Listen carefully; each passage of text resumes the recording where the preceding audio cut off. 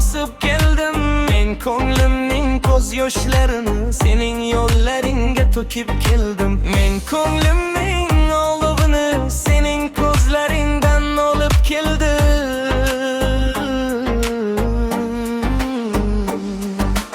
Ishqingda mastman, charchaganman, sening yo'lingda olaman men. Ishqingda mastman, charchaganman,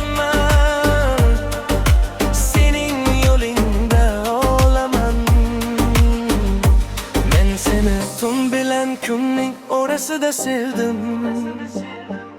Yo'qolgan yillarning tabiatning o'sha shafqatsiz qonunida sevdim. Seni la'nat bo'lsin, mana shunday sevdim, shunday yondim senga.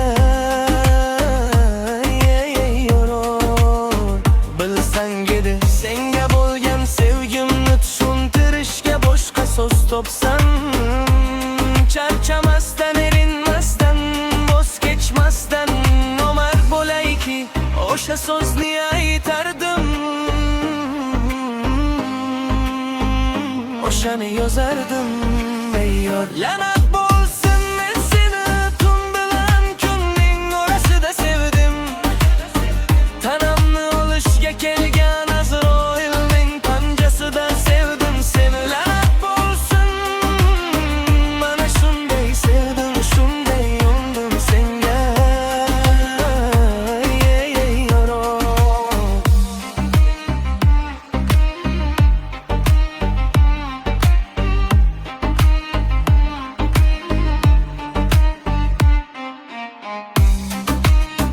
Gohida Prometey bo'ldim, Xo'jga mixlangandek. Gohida Sparta, arsonlarga yem bo'lgandek. Gohida bo'ynida sirtmoq bilan Jum sultonga Pir sulton bo'ldim. Yo'q, nigohida shamsini izlagan bo'ldim. Gohida Mavlononi izlagan shams.